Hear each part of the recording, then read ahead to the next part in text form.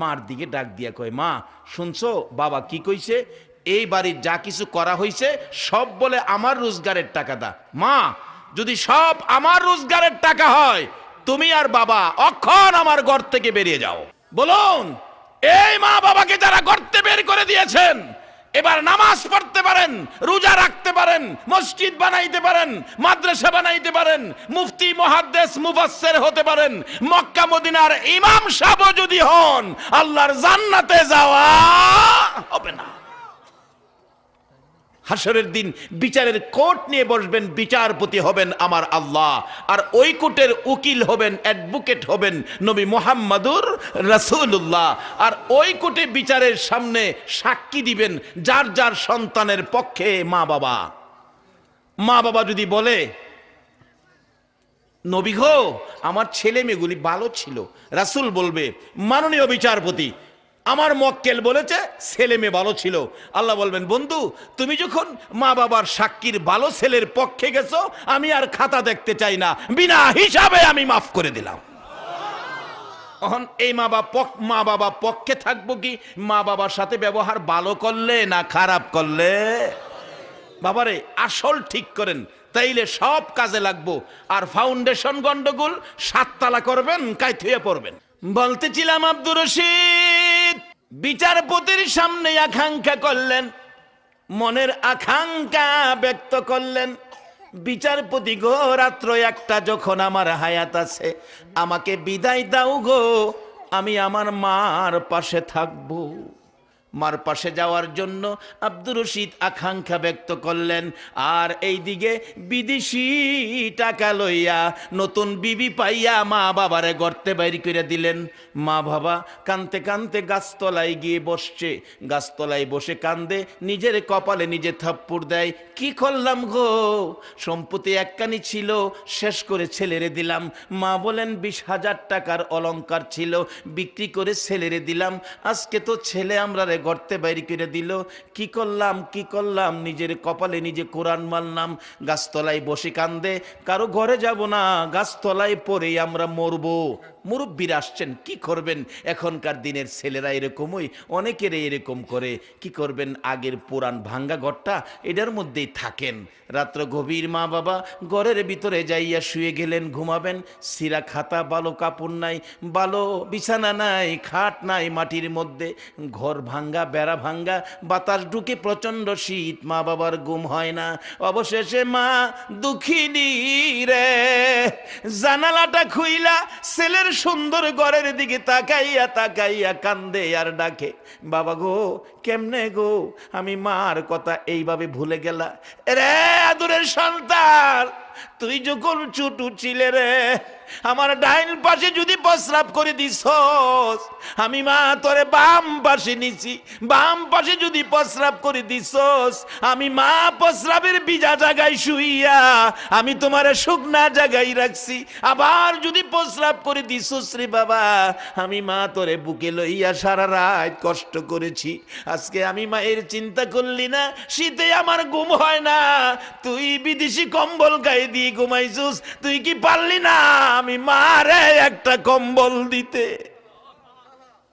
বাবা চোখের পানি ছেড়ে ছেড়ে তার স্ত্রীর মাথায় হাত বোলাইয়া ডাকে, বিবি গো, ও বিবি কান্দিস না, যদি আমার স্বাস্থ্য ভালো থাকে গো, আমি রোজগার করে তোরে আমি কম্বল কিনে দিব, এই ছেলে তোরে কম্বল দিবে না রে বিবি। এরে বাবা যুবকেরা, কারা গো আজকের মাহফিলের আয়োজন করেছো? কে তোমরা সেই যুবক আজকের মাহফিল কষ্ট করে সাজাইছো? রে বাবা যুবক, আসো, তোমাদের ভাগ্য ভালো, তোমাদের নসিব ভালো। তোমরা যদি আজকে এই মাহফিলের আয়োজন না করতে, আলোচনা শোনার সুযোগ এলাকাবাসী পাইতো না। আল্লাহ তোমাদের হায়াত বাড়িয়ে দেখ, সকলে বলো না আমিন। আব্দুর রশিদের মতো যুবক ডাকতেছে, বিচারপতি রে একটু সুযোগ দে, রাত্রটা যখন আমার হায়াত আছে রে, আমার বিদায় দে, আমি আমার মার পাশে থাকবো। যাও যাও, বিদায় দেওয়া হলো। আব্দুর রশিদ ব্রিটিশের ইতিহাস লেখে, যাইতে যাইতে যাইতে যাইতে বাড়ির কাছাকাছি চলে গেছে। ঘরের কাছাকাছি গেলে শোনা যায় ঘরের ভিতরে মা দুঃখিনী কান্দে গো, আওলাকে সে পাগল বেশে। ঘরের কাছাকাছি যাইয়া মার কান্না শুনে আব্দুর রশিদের মেজাজ গরম হয়ে গেছে। একেই তো মনে দুঃখ, কালকে আমার ফাঁসি হবে, আবার আমার মা কান্দে, কে জানি আমার মারে ব্যথা দিল, কে জানি আমার মারে কষ্ট দিল। এই বিচার না করে আমি ঘরে ঢুকবো না। দরজায় দাঁড়াইয়া ডাক মারছে, মা, মা গো, বলো তুমি কার দেওয়া ব্যথাই কান্দো? কে তোমাকে কাঁদাইছে? কে তোমার চোখের পানি বাহির করছে? আমি আব্দুর রশিদ দরজায় দাঁড়াইলাম গো মা, এই প্রতিশোধ না নিয়ে আমি ঘরে ঢুকবো না। মা চোখের পানিগুলো ছেড়ে কান্দে। আব্দুর রশিদের চেহারার দিকে তাকাইয়া ডাকে, রে আব্দুর রশিদ, আমারে কেউ কান্দায় না রে, কেউ ব্যথা দেয় নাই। কেন জানি আজকে সকাল থেকে আমি মায়ের কলিজায় দাও দাও করে আগুন জ্বলে রে বাবা। বলুন, সন্তানের উপর বিপদ হলে আগে জানে কে? আরে মা বাবার কথা মতো যে জন চলে না, বলুন, মা বাবার কথা মতো যে জন চলে না, আল্লাহ নবীজির দয়া তারা পাবি না। হাইরে আল্লাহ নবীজির, মা বাবার কথা মতো যে জন চলে না, মা বাবার কথা মতো যে জন চলে না, আল্লাহ নবীজির দয়া তারা পাবি না। হাইরে আল্লাহ নবীজির, মা বাবাকে দুঃখ দিলে নামাজে রোজা যাই বিফলে, মা বাবাকে দুঃখ দিলে নামাজে রোজা যাই বিফলে, মার কলিজায় আঘাত দিলে খোদা সহে না, মার কলিজায় আঘাত দিলে খোদা সহে না, আল্লাহ নবীজির দয়া তারা পাবি না। হাইরে আল্লাহ নবীজির,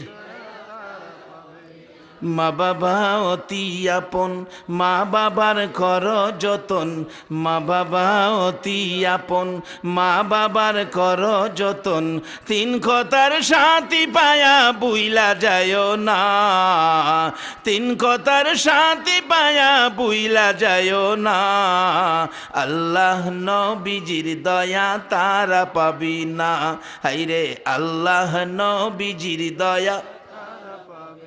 বলতেছিলাম, আব্দুর রশিদ মার মুখ থেকে শুনেছে, বাবা গো, কেউ কাঁদায় না, কেউ আমারে কষ্ট দেয় নাই, কেউ আমারে আঘাত দেয় নাই।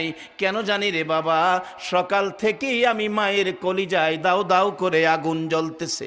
এই কথা শুনে আব্দুর রশিদ ঘরের ভিতরে ঢুকে দরদি মায়ের বুকের উপর মাথাটা ছেড়ে দিছে। মা, তোমার বুকের আগুন কেন গো মা? শোনো এবার বলি, তোমার আব্দুর রশিদ আগামীকাল আর দুনিয়ায় থাকবে না। মা বলে তোমাকে ডাকবে না গো মা, তোমার আব্দুর রশিদ কালকে ফাঁসি হবে। ব্রিটিশের কোর্ট রায় দিয়েছে, ওই নবীর দুশ্মনটাকে বিদায় করার অপরাধে ব্রিটিশের কোর্ট রায় দিয়েছে, কালকে আমার ফাঁসি হবে। মা কেঁদো না গো, আমারে নবীর ভালোবাসায় যাওয়ার জন্য বিদায় দাও। আজকে কারা গো, কোন মায়ের সন্তান তোমরা এই নবীর ভালোবাসার আলোচনা শোনার জন্য কোরআনের পক্ষে বিদায় হইয়া রাত্র গভীর মাহফিলে বসে আছো? আমার মন বলে তোমাদের জন্য আমার নবী ফুলসিরাতের ঘাটে বসে থাকবে। ছিলাম আব্দুর রশিদ মার বুকের উপর মাথাটা ছেড়ে দিয়ে কান্দে, মাগো তোমার আব্দুর রশিদ আগামীকালকে বিদায় হয়ে যাবে। মা ডাকতেছে, বাবা কি করব এখন? মাগো একটা রাত্রের জন্য তোমার পাশে থাকবো, মন ভরে ঘুমাবো গো মা, বিদায় নিয়ে আসছি, আমারে বিছানা করে দাও, আমি তোমার পাশে ঘুমিয়ে যাই। মা চোখের পানি দিয়ে কানতে কানতে বিছানাটা সাজাইয়া ডাকতেছে, আব্দুর রশিদ রে, আয় বাবা বিছানায় শুয়ে ঘুমাও। আমি মা সারা রাত ঘুমাবো না, আমি তোমার জীবনের শেষ দেখা মাতার পাশে বসে বসে দেখবো। আমি সারা রাত ঘুমাবো না রে আব্দুর রশিদ, তোমার মাতার পাশে বসে বসে সারা রাত আমি জীবনের শেষ দেখা দেখব। আব্দুর রশিদ মায়ের পাশে শুয়ে গেলে একটু পরে আব্দুর রশিদ একটা চিৎকার মেরে ঘরের দরজার দিকে দৌড় মারছে। মা টাইনা ধরছে, এরে আব্দুর রশিদ পাগলামি করো না বাবা, একটা রাইতই তো মার পাশে ঘুমাইবা, আমি মার কলিজায় শান্তি করে দাও, একটা রাত্র মন ভরে ঘুমিয়ে যাও। আবার বিছানায় শুয়ে গেছে। আব্দুর রশিদ আবার চিৎকার মেরে দরজার দিকে দৌড় মারছে, মা থাপা দিয়ে ধরে তাই না ধরছে। বাবা পাগলামি করো, কালকে মৃত্যু হবে বলে তোমার বুঝি ঘুম হয় না, ছটপট করতেছো বাবা গো, ঘুমাও গো বাবা। ছোটকালে পিঠের উপর হাত বোলাইয়া ঘুম পাড়াইতাম, এখন আমি মা তোমার মাথায় হাত বোলাইয়া ঘুম পাড়াবো। আব্দুর রশিদ আবার শুয়ে গেলেন ঘুমাবে, মা মাথায় হাত বোলাই ঘুম পাড়াইতে। আব্দুর রশিদ আবার চিৎকার মেরে দৌড় মারলে, মা টাইনা ধরেন, এরে আব্দুর রশিদ কই যাবি রে বাবা? আব্দুর রশিদ জবাব দেয়, মাগো তুমি মনে করেছো কালকে মৃত্যু হবে বলে ছটপট করি, পাগলের মতো দৌড়াদৌড়ি করি, আমার ঘুম হয় না? মা শুনো, আমার কেন ঘুম হয় না? আমি তোমার পাশে ঘুমানোর জন্য যখন বিছানায় শুয়ে যাই, আমি তখন তাকাইয়া দেখি দরজার কিনারে আমার রাসূল এসে দাঁড়াইয়া থাকে। মা আমার রাসূল দরজার কিনারে দাঁড়াইয়া আমার দিকে হাত বাড়াইয়া ডাকে। বাবা কারা গো সেই নবীর কথা শোনার জন্য মাহফিলের আয়োজন করেছো? কারা মাহফিলে সাহায্য সহযোগিতা দিয়েছো? কারা আজকের মাহফিলে আরামের ঘুম হারাম করে আব্দুর রশিদের মতো বসে আছো? আমার মন ক্ষয় তোমাদের জন্য, আমার নবী মদিনা থেকে হাত বাড়াবে। আব্দুর রশিদ ডাকতে ছিল, মা গো তোমার পাশে শুয়ে যাওয়ার পর আমার নবী দরজায় দাঁড়ায়া দুইটা হাত বাড়াইয়া ডাকে, রে আব্দুর রশিদ এই বিছানায় ঘুমাইস না, আমি রাসূল তোরে নেওয়ার জন্য আসছি।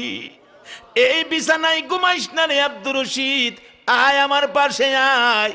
এই বিছানায় নয়, আমার সঙ্গে আয়, আমি রাসূলের পাশের বিছানায় তুই ঘুমাবি। মহব্বতে আর একটু দুরূদ শরীফ পড়ুন, আল্লাহুম্মা সাল্লি আলা সাইয়্যিদে। ডাকলে গাজদালি সাহেব হাজির, লাব্বাইকা ইয়া রাসূলুল্লাহ, আমারে ডাকছেন? উনি হলো বনি ইসরাইলের পয়গম্বর মুসা নবী, ওনার সাথে তোমার কথা বলতে হবে। হুজুর আপনি মুসা নবী? রুহের জগৎ তাইছে, এটা কত বড় বিচিত্র, আপনি মুসা নবী? ও আচ্ছা, আপনারা দেহি নাই কোনোদিন। মুসা আলাইহিস সালাম জিগা, বাবা তোমার নাম কি? হুজুর আমার একজন একটু অচেনা বন্ধু বান্ধবের ছেলে পাইলে মানুষ জিগা, না বাবা এদিকে আসো, তোমার নাম কি? অনেক দিনের নাম তো বাক্কা সুন্দর নাম, ওনার নাম জিগাই দেখেন পিচি পিচি বাচ্চারে, আমার নাম রেঙ্কু। রেঙ্কু বলে, আমার নাম পেঙ্কি। যাও রেঙ্কু আর ফেঙ্কি লইয়া কবর বুঝাইব। মুসা আলাইহিস সালাম জিগায়, বাবা তোমার নাম কি? আমার নাম গাজ্জালি, বাবার নাম এই, দাদার নাম সেই, দাদার বাবার নাম এই, দাদার দাদার নাম সেই। মুসা আলাইহিস সালাম একটু রাগী ছিলেন, এমনি একটু রাগী ছিলেন, তো রাগ হয়ে গেছে, রাগ হয়ে তো ধমক মেরে বসে, থামো, তোমার একটা জিগাইছি তুমি এতটা কইতাছো কি লিগা? গাজ্জালি সাহেব কয়, আপনি থামান, আমারে কইতে দেন। করি বাবা কি আশ্চর্য, আমি থামাইলাম আর হিচ্ছি যেটা হ্যাঁ দিয়ে আমারে থামাইলা। এক জায়গায় নাকি দুই বাবা ছেলে ঝগড়া লাগছে, বাবা ছেলেরে খুব ধমকাইতেছে, বুড়া মানুষ বাবা ছেলেরে ধমকাইতেছে। অবশেষে ছেলে কথা জব দিতে চাইছে, বাবা তো ধমক মারছে, তোমাকে শাট আপ। শিক্ষিত মানুষ তো শাট আপ মারছে। ফুলারও রাগ উঠে গেছে, ফুলাও কই বাবার দিকে তাকাইয়া, আপনাকে ডবল শাট আপ। বাবারে বাবাকে ডবল সেট আপ দেওয়া যায়? কয় না বাঙালি, যায় না। বাবা মা বাবার মনে দুঃখ যাবে এমন কথা কোনোদিন বলবে না, কোরআন শরীফে নিষেধ করেছে। মুসা আলাইহিস সালাম সেট আপ দিছে, গাজদালি সাহেব ডবল সেট আপ মারছে পিচ্ছি হইয়া। মুসা আলাইহিস সালাম তুমি আমারে থামাইলা কথা, আপনি আমারে থামাইলেন কেরে? মুসা নবী কয়, তোমারে থামাইছি যে বাবা, তোমারে জিগাইছি তোমার নাম কি? তোমার নামটা বললেই হয়, আমার নাম গাজদালি, এতগুলো তো তোমারে জিগাই নাই, বাবার নাম দাদার নাম আমি কি এতগুলো জিগাইছি? এবার গাজদালি সাহেব কয়, হুজুর এইটার লেগে রাগ হইছেন, একটা জিগাইছেন দুইটা বেশি কইলাম দিকে না। আচ্ছা বাবা, মুসা আলাইহিস সালাম ডাকতেছে গাজদালি সাহেব, হুজুর আপনারে যে আল্লাহ জিগাইছেন, অমা তিলকা বিয়ামিনিকা ইয়া মুসা, কোরআন শরীফ, ও মুসা তোমার হাতে কি? আপনারা তো একটা জিগাইছেন, আপনি সেদিন কয়টা জবাব দিছিলেন? আপনি একটা কইলেই পারতেন, কলা হিয়া আসয়, আমার হাতে লাঠি। আপনি কয়টা কইছিলেন? একটা ফিচ্ছি রুহের জগতে আয়া মুসা নবীর আটকাইছে। যে নবীর উম্মত হইলে এত পাওয়ার হয়, এ নবীর উম্মত হইতে আপনারা রাজি আছেন? তাইলে বেশি না, দুইটা জিনিস ছাইরা দিবেন, একটা জিনিস খালি দইরা আজকে বাইত নিবেন। দুইটা ছাইরা দিয়েন, বেশি না, দুইটা, একটা জিনিস ধরবেন। এটা হবে আমার শেষ কথা। এ নবীর উম্মত হওয়ার জন্য মুসা নবীর মতো নবীর সাথে কথা বলার সাহস পাবেন। ইমাম গাজ্জালি সাহেব ডাকতেছে রুহের জগতে আয়া, হুজুর আপনারা তো একটাই জিগাইছেন হাতে কি? আপনি লাঠি কইলেই পারতেন, আপনি কয়টা কইছিলেন? আমার হাতের লাঠি ধাক্কা দিয়া খারই, বকরিরে পাতা পাইরা খাওয়াই, রাস্তায় আবর্জনা থাকলে পরিষ্কার কইরা দেই, মাটির গাইরা দিলে ফলের গাছ হয়, এটা দা জেহাদ করি। এটা আল্লাহ কি আপনারা অতটা জিগাইছেন? মুসা নবী কো, ইয়া রাসূলুল্লাহ এই সময় হ্যাঁ আসিন কই? সুবহানাল্লাহ কইতেন না? মিচামিচি কাটাইলাম জিন্দিগি, বলুন, মিচামিচি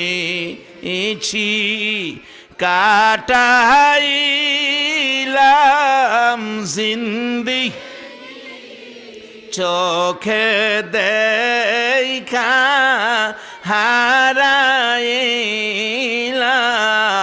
বন্দিগি, হাইরে চোখে দেখা হারাইলাম কার বাবারি কার বাগর কার বা কি কার বাবা আরি কার বাগর কার বা অন্ধকার কবরে হবে বসতি, হাইরে অন্ধকার কবরে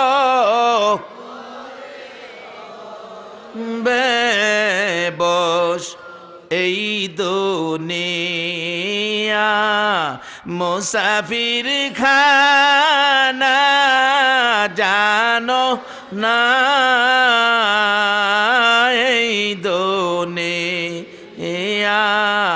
মুসাফির খানা জানো, কত মানুষ আইল গে এলো রইল না, হাইরে কত মানুষ। এবার ইমাম গাজ্জালি সাহেব বলতেছে, হুজুর আমারে একটা জিগাইছেন, দুইটা বেশি কইলে আপনার রাগ উঠতে যায়। আপনারা যে আল্লাহ জিগাইছেন একটা, আপনি কয়টা কইছিলেন? এইটা ভাল লাগে, আমারটা ভাল লাগে না। মুসা আলাইহিস সালামকে, হুজুর এটা থামাইন থামাইন, আজকে বুঝলাম মুসা নবীর সাথে ক্ষমতা আখিরি নবীর উম্মতের আছে, আমি বুঝে গেলাম। আমার নবী এইভাবে পিঠের উপর থাপ্পড় দিয়ে বলছিলেন, থামো থামো। ইমাম গাজ্জালি সাহেবের মা বলেন, আমার গাজ্জালি যেদিন দুনিয়াতে ভূমিষ্ঠ হয়েছে, আমি দেখি গাজ্জালির পিঠ থেকে রুশনি বাহির হইতেছে। ভালো করে চেক করে দেখি, রুহের জগৎ থেকে 6 নাম্বার আকাশে আমার নবীর বরকতের হাতে যে থাপ্পড় দিয়েছিল, ওই থাপ্পড়ের 5টা আঙ্গুল মুবারকের দাগ পিঠের মধ্যে, এই দাগ থেকে নূরের রুশনি বেরিয়েছে।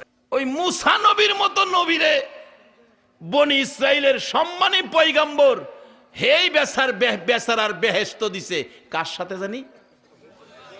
কষায় গুস্ত বেছে। কথাটা খেল আছে? আমি ভাবছি আবার নি বুঝলে গেছেন। মুসা আলাইহিস সালাম বাজারে গিয়া দেখে গুস্তের বেড়া গুস্ত বেছে। বাজান, আমি আমনের বাড়ির মেহমান, আমি বনি ইসরাইলের পয়গম্বর, সম্মানী পয়গম্বর মুসা নবী। হায় হায় হায়, আমনেরে সোহ দিতাম ভাই না, আর আজকে আমার বাড়ির মেহমান। হুজুর একটু বসেন, বিক্রি প্রায় শেষ, গুস্ত বিক্রি শেষ, যেটি ছোটো ছোটো টুকরা ভালো যেটি রাখছিল এটি প্যাকেট করে রওনা হয়েছে। মুসা আলাইহিস সালাম রে বাংলা ঘরে বাংলা রুমে বসাইয়া বাড়ির ভিতরে ঢুকছে। হুজুর আপনি বসেন, আমার একটু কাজ আছে, কাজটা শেষ করে আপনার সাথে কথা বলবো, আপনার খেদমতে আসবো। আচ্ছা আচ্ছা যান। বাড়ির ভিতরে গিয়া এই গোশতগুলো ছোট্ট ছোট্ট করে কাটছে, কাইটা পাক করছে, রান্না করছে, গরম পানি দিয়া রুটি বানাইছে। রুটি বানায়া বুড়া মা মা গো, ও মা, বুড়া মা। নবী বলেছে মার পায়ের নিচে উম্মতের জান্নাত। বলুন কার পায়ের নিচে? এই মার পায়ে কোথাও গেলে সালাম করে যায়েন। মা দেখবেন মাথায় হাত দিয়া দোয়া করে দিবে, আল্লাহ আমার সন্তানকে তুমি হেফাজত কইরো। আল্লাহর কসম, এই দোয়া নিয়া যে বাইরেছে রাস্তায় কোনো বিপদ হবে না। হাত দিয়া দেখেন দোয়া করে, আল্লাহ আমার ছেলেরে হেফাজত কইরো। মার পায়ে সালাম কইরেন, এই মার পায়ের নিচেই আপনার আমার জান্নাত। বাড়ির ভিতরে ঢুকে গোশত ছোট করে কাটলেন, কষাই রুটি বানাইয়া বুড়া মা দুলনার মধ্যে শুয়াইয়া রাখতো। দুল নাই, কই শুয়াই রাখতো? আর ওখানে এই মারে বাতই দেয় না, বেহেশত যাইতো নামাজ ফিরা, যাইও নামাজ ফিরা বেহেশত উষ্টাই আবার কিনে দিব। মাকে দোলনার থেকে নামাইয়া কুলে করে টিউবওয়েলের পাশে নিয়ে মার মুখটা ধোয়াইলেন, পরিষ্কার করে মুখটা ধোয়াইয়া তোয়ালি দিয়ে গামছা দিয়ে মুখ পরিষ্কার করে নিচে বসাইয়া মাকে এক হাতে ধরে রুটির মধ্যে গোশতের টুকরা লাগাইয়া মার মুখে দেয় আর ডাকে, মা, মা গো কত কষ্ট করছো গো মা, তুমি আমারে পেটে লইয়া। করে নাই? করে নাই? যেদিন প্রসব ব্যথা তোমার আমার মায়ের শুরু হয়েছে, মাদের জীবনী তালাশ করে দেখো। মা প্রথম দিনের ব্যথা লজ্জাই মা কারো কাছে কয় নাই। দ্বিতীয় দিনের ব্যথা মা জিব্বা কামড়াইয়া সহ্য করেছে, লজ্জাই মা কারো কাছে কয় নাই। তৃতীয় দিনের ব্যথা মা গলা কাটা মুরগির মতো একবার জমিনে পড়ে যায়, একবার ঘরের বিছানায় শুয়ে যায়, আবার কপালে থাপ্পড় মারে, আবার নিজের বুকের উপর নিজে থাপ্পড় মারে। এই অবস্থা দেখে দরদি শাশুড়ি মা দৌড়াই আইসা ডাকতেছে, মুরব্বী মহিলারা গো, আসো গো, আমার বৌমার জানি কি হলো। মুরব্বী মহিলারা ঘরে ঢুকে ডাকতেছে, দরজা বন্ধ করে দেন, ভয় কইরেন না, অন্য কিছুই না, আপনার বৌমার সন্তানাদি হবে, আপনার নাতি নাতকর হবে। এবার মহিলাটা একবার ঘরের মাটির মধ্যে পড়ে যায়, আবার বিছানায় শুয়ে যায়, আবার গলাকাটা মুরগির মতো চটপট করে গো ব্যথায় জিব্বাটা বাহির করে দেয়। আর মুরব্বী মহিলাদেরকে ডাকে, মহিলারা গো, আমার শ্বশুর শাশুড়ি কই, ডাক দাও গো। শাশুড়ি আমার মায়ের জায়গায়, শ্বশুর আমার বাবার জায়গায়। আমার চলাফেরায় যদি কোনো ভুল বেয়াদবি হয়ে থাকে গো, আমি আমার শ্বশুর শাশুড়ির পায়ে ধরে ক্ষমা চাবো, আমারে যেন মাফ করে দেয়, আমি বাঁচবো না। মহিলারা মাথায় হাত দিয়ে বলেছে, সান্ত্বনা দিয়েছে, মা গো, মা পাগলামি করিস না গো মা, মা সন্তানাদি হইলে ব্যথা তো করবেই গো মা, এই জন্য কি তুমি মরে যাবে মা, ভয় পাইও না, ঘাবড়াইও না, আমরা মুরব্বীরা তোমার পাশে আছি।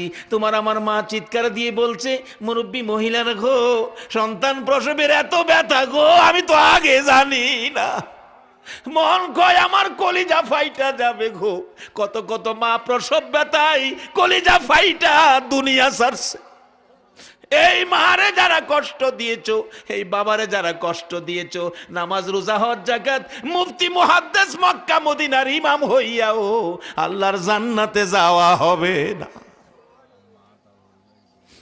মা গো, মা আমি বাঁচবো না গো মা, আমার স্বামী কই, স্বামী কই গো, আমার স্বামী কই, আমার স্বামীরে ডাকো, স্বামীর দুইটা পাও কই, আমি স্বামীর পায়ে ধরে ক্ষমা চাবো, স্বামী গো ভুল বেয়াদবি যা করেছি আমাকে মাফ করে দিও, আমি মরে যাব। এবার ডাকতেছে মহিলারা গো, সহ্য করতে পারি না, আমার মাথায় পানি দাও গো, আমি বাঁচবো না, আমার বুকে পানি দাও গো, ব্যথা আমি সহ্য করতে পারি না। একদিন, দুই দিন, 3 দিনের ব্যথায় মা এত ব্যথা, এত রক্তক্ষরণ হইতেছে, ঘরটা লাল লাল হয়ে গেছে, মাঝে মাঝে 1 ঘন্টা 1.5 ঘন্টা জ্ঞান হারা হয়ে পড়ে থাকে। আমার আল্লাহ নাকি ফেরেশতারা রে, হে মহিলার কষ্ট আমি আর কত দেখবো রে, এই বাচ্চাটারে মাথা নিচের দিকে করে দে, দুনিয়ায় চলে আসুক। ব্যথা শুরু হয়ে গেছে। মহিলারা অবশেষে সহ্য করতে না পাইরা ডাকে মুরব্বীদেরকে, মুরব্বী মহিলারা গো আর সহ্য হয় না গো মা, আমার একটা দাও দাও গো, আমার গলাটা আমি নিজে কাইটা মৃত্যুবরণ করি, না হয় আমারে 2 টাকার বিষ কিনা দাও গো, আমি বিষ খাইয়া মরে যাই, আমার ব্যথা সহ্য হয় না। মুরব্বী মহিলারা মাথায় হাত দিয়া সান্ত্বনা দিত, মা গো পাগলামি করিস না গো মা, সন্তানের মা হইতে এই কষ্ট আমরাও করছি রে বাবা, সহ্য করো, আল্লাহরে ডাকো, আল্লাহরে ডাকো।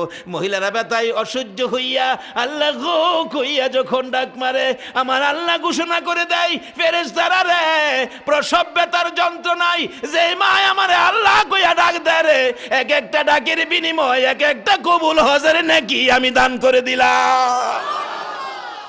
হে মায়ের কথা ভুলে যাও, আমার আল্লাহ তোমার আমার প্রসব ব্যথা, তোমার আমার মায়ের প্রসব ব্যথার বিনিময়ে আল্লাহ দিতে পারে। আমাদের উপর দায়িত্ব আছে, কর্তব্য আছে, আমরা সেই মা বাবার সাথে ভালো ব্যবহার করি না। কি করতেছে মুসা নবী যাইয়া দেখলেন ওই কসাই গুস্ত ব্যবসায়ী ডাকতেছে, মা তুমি কষ্ট করেছো আমারে পেটে লইয়া, আমি কি দিই তোমারে খুশি করবো গো মা। রুটির টুকরা ছোট ছোট গোস্তের টুকরা মুখে দিলে মা খায়া শেষ করলে, মা আর খাবা গো মা, আর খাবো না। আবার পানি দিয়ে মুখ পরিষ্কার করে তোয়ালি দিয়ে মুখ মুইসা ওই দুলনার মধ্যে শুয়াইয়া মায়ের পাশে ডাকে, মা মা গো আর কি খাইবা গো, আর কি করবো, খেদমত কি করতে পারি গো মা। মা 2টা হাত বাড়াইয়া ডাকে, মাহুদ আমারে কেমন সোনার টুকরা দিয়েছো, আমারে কেমন সন্তান দিয়েছো, এত পরিশ্রম করে বাড়িতে এসে আগে আমি মারে খাওয়াইলো নিজে খাইলো না। আমি মা সন্তুষ্ট হয়ে 2টা হাত আমি তোমার দরবারে বাড়াইলাম, তুমি না মায়ের দোয়া কবুল করো, আমি মা হইয়া দোয়া করে দিলাম, আমার এই সন্তানের বেহেশ মুসা নবীর পাশে তুমি করে দিও। এই দোয়াটা শুনেছে মুসা নবী বাংলা রুম থেকে, মা দোয়া করতেছে আমার সন্তানের বেহেশ মুসা নবীর পাশে করে দিও।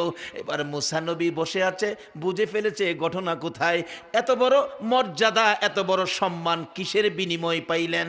এবার বাড়ির থেকে বাহির হইয়া মুসা নবীর পাশে যাইয়া সময় দিতেছে, হুজুর বেয়াদবি মাফ করে দিয়েন, এবার আপনার কি খেদমত করতে পারি, খানা আনতেছি বসুন। মুসা নবী ডাকে, এরে গোস্ত ব্যবসায়ী কসাই শোনো, আর আমার খাইতে হবে না রে, আয় আমার বুকে হাই, কি রোজগার করেছো রে, মার খেদমত করে আমি মুসা নবী তোমারে জানাইয়া দিয়ে গেলাম রে, তোমার জান্নাত হবে আমি মুসা নবীর সাথে। এই মা বাবা যদি থাকে, এই ভাগ্য তো আপনার আমারও হতে পারে। মা বাবার সাথে যদি ব্যবহার খারাপ হয়েও থাকে, আজকের মাহফিলের পর আমরা মার পায়ে ধরে ফেলি, বাবার পায়ে ধরে ফেলি। যদি মা বাবা দুনিয়ায় না থাকে, কালকে ফজরের নামাজ পড়ে মা বাবার কবরের পাশে যাইয়া কাঁদতে থাকেন, আল্লাহ আমরা কষ্ট দিছি, আমার মারে তুমি কষ্ট দিও না, আমার বাবারে তুমি কষ্ট দিও না। এবার কাঁদতে থাকেন, আল্লাহ যদি আপনার চোখের পানিতে মা বাবারে মাফ করে দেয়, রুহানিভাবে মা বাবা কবর থেকে আপনার অপরাধ ক্ষমা করে দিবে। বাবারা মা বাবার সাথে ভালো ব্যবহার করবেন, কবরও থাকলে দোয়া করবেন, সুদ খাইয়েন না, ঘুষ খাইয়েন না। একটা জিনিস ধরেন, জামাতের সহিত নামাজ। কেন একটা জিনিস ধরতে হবে? আমাদের একটা চিঠি, আমি বলছিলাম নবী আমাদেরকে একটা চিঠির কথা বলে দিয়েছেন, একটা চিঠি যথেষ্ট। সেই চিঠিটা কি? কাফা বিল মাউতি ওয়াইজান। রাসূল বলছেন তুমি মৃত্যুর কথাটা স্মরণ রাখো, আর ওয়াজের দরকার নাই। বাবারে যেই যত কিছু করেন বলুন, সব কিছু ফালাইয়া শুধু সাদা কাফনটা লইয়া একদিন এই দেশতে যাওনগা লাগবো কিনা বলুন? তাহলে রাসূল বলছে একটা চিঠি বাড়িতে নাও। সে চিঠিটা কি? ও বাবা ছাত্র, ও মা ছাত্রীরা, তোমরা লেখাপড়া করো, স্কুল কলেজ ভার্সিটিতে তোমাদের টেবিলের উপরে রুটিন টানানো আছে, শনিবার থেকে বৃহস্পতিবার পর্যন্ত কোন সাবজেক্ট কোন দিন পড়বা। তার উপরে রাসূলের একটা চিঠি আর একটা সাবজেক্ট হিসেবে লিখে রাখো, কোন দিন জানি আমার মৃত্যু হয়ে যায়, আমার টেবিলের বই টেবিলে থাকবে, রুটিন সাজানো থাকবে, আমি থাকবো না। এই রুটিনটা এটার উপরে লাগাইও, একটা চিঠি যথেষ্ট হবে তোমার আমার জন্য। বাবারে, এই দেশে ভেজাল কইরেন না, এই দেশে থাকতে পারবেন না। ভেজাল কইরা কবরও যাইবেন, ভেজালের জন্য মাইর খাবেন আপনি, সম্পত্তি নিব ছেলেমেয়েরা। তার বাস্তব আমাদের এলাকায় বুধবারে বাজার, মানুষের ভিড় বেশি হয়। হাটের দিন মানুষ এমনিও ভিড় বেশি হয়, কি কন? বুধবারে হাট তো, বুধবারে বাজারে ভিড়। কিন্তু এক জাতের ব্যবসায়ীর আছে যেহান্দা মানুষের ভিড় বেশি, হেমাদা হেরার ধাক্কা ধাক্কি বেশি। এই মানুষটারে চিনছেন? কন তো হেরা কারা? কোন মায়ের? আরে তত বুমা মায়ের তো বালা, কি কন? বুমা মায়ের বালা না হেরা? অহন তো বুমা মারে। আরে বুমা মারাতে তো পকেট মেরে নে বালা। বাবারে, বুমা মাইরু না। নবীর চরিত্রে বুমা মারা নাই, আল্লাহর ওলিদের চরিত্রে বুমা মারা নাই। ফগেট মাইর। এটা এটা কি মাইর? বেড়া বেড়া নবীনা করতেছে ফগেট মাইর। বুধবারের দিন এক বেড়া বুড়া মানুষ ছেলের বিয়ার বাজার করতেছে, 14,000 টাকা পকড়ো বিয়ার বাজার। বুড়া মানুষ তো সরল মানুষ, ফগেট মাইর ফগটে হাত ডুহায় 14,000 নিচে গা। বুড়া লোকটা হাত দা দেহে টাকা নাই, মাথা চক্কর খাইয়া ফিরে গেছে গা। আর যে বেটা টাকা পাইছে 14,000, হে বেটার বাজারটা কি মনে হইব আজকা কমছে? এই যে মুরুগ যে কিনতেছে, মুরুগ দেশি কিনে না ফার্মের কিনে? ঘুমাই রয়েছেন আপনারা? দেশি কিনে না ফার্মের কিনে? আরে বাবা রে বাবা, দেশি মুরুগ 4টা লইছে, 4টা। চিনি গুড়া ফুলাউর চাইল, বাগাবাড়ির ঘি, হেয়াল বাড়ির না বাগাবাড়ির। তার 4,000 টাকার বাজার, 10,000 টাকা বুক ফগট। রিক্সা উঠছে, রিক্সা কি ফাটনারে যায় না একা ওই চালা চালা, ঠেঙ্গের উপরে ঠেং, ফায়ের উপরে ফা উঠাইয়া চালা বাড়ি গিয়া দিছে। বিবি সাহেব রান্না করছে। আচ্ছা, এই খাউনটা কি সে একা খাইছে? মা খাইছে, বাবা খাইছে, ভাই খাইছে, বোন খাইছে, বিবি খাইছে, ছেলে খাইছে, মেয়ে খাইছে, হ্যাঁ নিজেও খাইছে। কি মজার খাউন খাইছে। পরের বুধবারে মানুষের ভিড় কম, ঈদ বাঙ্গা বাজার, মানুষ কম। তো তো ঘুরতে ঘুরতে কোনো সুবিধা পাইতেছে না। এক বেচারার পকেটে হাত ডুহাইছে, আরেক বেচারা ফিসেন দয়া গেলাম দৌড়ে লাইছে। কিরে পকেটে হাত ডুহাইছস? মানুষে কই কি কো পকেট মার কইতে দিরি কন তো, এর পরেরটা কি হিসাব আছে না বিনা হিসাবে? এই যে খাইতেছে ফিডার কিরালাই পায়খানা কেটে দিছে, এরপরও সারে না যে আন্দা পায়খানা পড়ছে না, এখন দুই মারে। কিন্তু গত বুধবারে তো এই বাজারটা চুরি করে নিছো, সবাই খাইছে। আজকে যে দরাত পড়ছো, মাইকটা কি সবাই খাইছে না একা খাইছে? তাইলে আপনারা কেন অবৈধ পয়সা খাবেন? সুদ ঘুষ ওই পয়সা খাইেন না, সম্পত্তি জুড়াইয়া ছেলেরা মেয়েরা দিবেন, মজা খাইবো হেরা, আর কবরও গিয়া মাইর খাইবেন আপনি একা। এই কামটা আর কইরেন না। নবীর চিঠিটা বাড়িতে নেন, কাফা বিল মাউতি ওয়াইজান। একটা চিঠি যথেষ্ট, কবে জানি আমার মৃত্যু হয়। রাসূল বলছে মৃত্যুর কথাটা স্মরণ রাখাটাই যথেষ্ট ওয়াজ, একটা ওয়াজ, আর ওয়াজ লাগে না। আল্লাহ আমাদেরকে মৃত্যুর কথা স্মরণ রাখা, নবীর কথা মানার তৌফিক, সুদ গুড় সাইরা জামাতের সহিত নামাজ পড়ার তৌফিক দেখ। মা বাবার খেদমত যদি কবরে থাকে, মা বাবার জন্য দোয়া করার তৌফিক দেখ। সকলে বলুন আমিন। আজকের মাহফিল কিয়ামত পর্যন্ত এলাকার জিন্দাদের হেদায়েতের জন্য, মুর্দাদের শান্তির জন্য কিয়ামত পর্যন্ত কবুল করুক। সকলে বলুন আমিন। আসুন দোয়া করি। রব্বুল আলামিন জান্নাতের বাগানে বসে জান্নাতি মেহমান লইয়া হাত বাড়াইছি। মউত তোমার আদরের বান্দার হাত বাড়াইলো, এ হাতগুলি দেখে তোমার মায়া লাগেনি গো আল্লাহ। দুনিয়ায় দেখছি সন্তানেরা হাত বাড়াইলে মা দৌড়াই আসে, বাবা গো আমার কাছে হাত বাড়াইছো, আমি মা তোমারে কি দিব রে বাবা? মন চায় আমার কলিজাটা খুইলা দিয়া দিতাম। রে বাবা, মার মতো দরদি সন্তানে হাত বাড়াইলে কলিজা সিরা দিতে চাই। বাবার কাছে হাত বাড়াইলে বাবাটাই না কোলে নেয়, দুই গালে চুমো দেয়, পকেট থেকে 500 টাকার নোট বাহির করে দেয়। আল্লাহ গো, মা বাবার মতো দরদি যদি সন্তান হাত বাড়াইলে মা কলিজা সিরা দিতে চায়, বাবা 500 টাকার নোট দেয়, তোমার ৯৯ ভাগ মায়ার দুয়ারে তোমার আদুরের বান্দারা গভীর রাত্রে হাত বাড়াইছে গো, তুমি তাদের হাতে কি দিবা গো আল্লাহ? তুমি কেমনে তাদের খালি ফিরাইবা গো আল্লাহ? সর্বপ্রথম এই জীবনে যা গুনাহ করেছি আমাদের সকলের জীবনের গুনাহগুলো ক্ষমা করে দাও মাবুদ। মাবুদ রে, ক্ষমা যদি না করো কবে জানি মৌতের চিঠি লইয়া আজরাইল আইসা যায়, কবে জানি কার বিছানা খালি হইয়া যায়। আদুরের বড় মেয়েটা বাবার মৃত্যুর খবর শুনে আওলা কেসে পাগল বেশে দৌড়ায় আসবে, আইসা দেখবে বিছানা খালি রে, বিছানায় পরে মেয়েটা কাঁদবে, মা বাবা এই বিছানা খালি করে কই গেলা গো বাবা।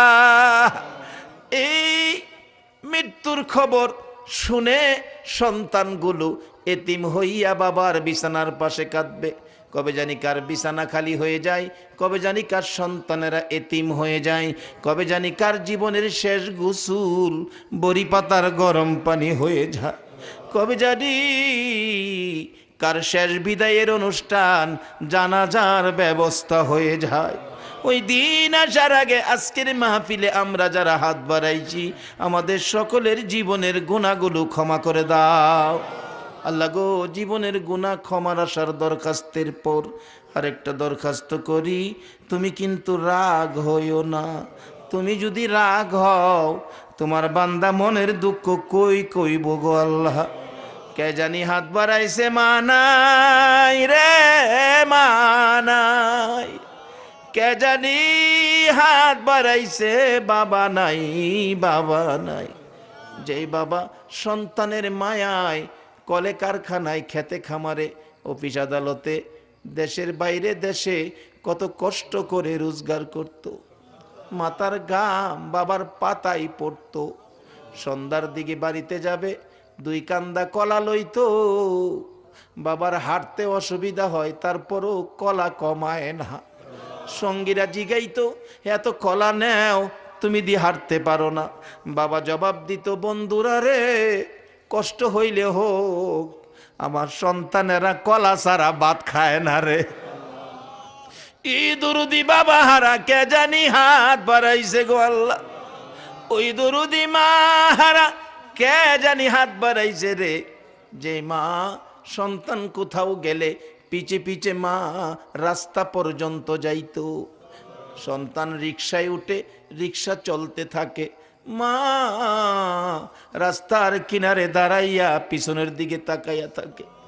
2 কিলোমিটার যাওয়ার পরে ছেলেটা পিছনের দিকে তাকাইছে, মা কি করে দেখতো। 2 কিলোমিটার পিছনে যাইয়া পিছনে তাকাইয়া দেখে রে মা দরদি এতিমের মতো রাস্তার কিনারে দাঁড়াইয়া রইছে। এই দরুদি মা বাবা যার কবরে গো আল্লাহ আর দেরি করো না, এই মুহূর্তে ওই সকল মা বাবার কবর জান্নাতের বাগান বানাইয়া দাও। যতগুলো দরখাস্ত করলাম সবগুলো তুমি কবুল আর মঞ্জুর করো গো আল্লাহ। ওয়া সাল্লাল্লাহু তাআলা আলা খায়রি খালকিহি মুহাম্মাদিন ওয়া আলা আলিহি ওয়া আসহাবিহি আজমাইন বিহাক্কি লা ইলাহা ইল্লাল্লাহু মুহাম্মাদুর রাসূল। বক বক করে বেরিয়ে চাইবে, হুজুর আপনি থামেন আমি কই, আমারে থামাই দিয়ে কয় আমি কই, ফতোয়া দিয়ে যাচ্ছে। এই অধিকার আপনার নেই। এটা আল্লাহ তাআলা কোরআন শরীফে কে ফতোয়া দেবে, নতুন মশলা বানাইতে হলে কে বানাবে, এটা আল্লাহ তাআলা শিখিয়ে দিয়েছে কোরআন শরীফের। আমি ওখানে চলে গেলাম কোরআন শরীফের ভিতরে।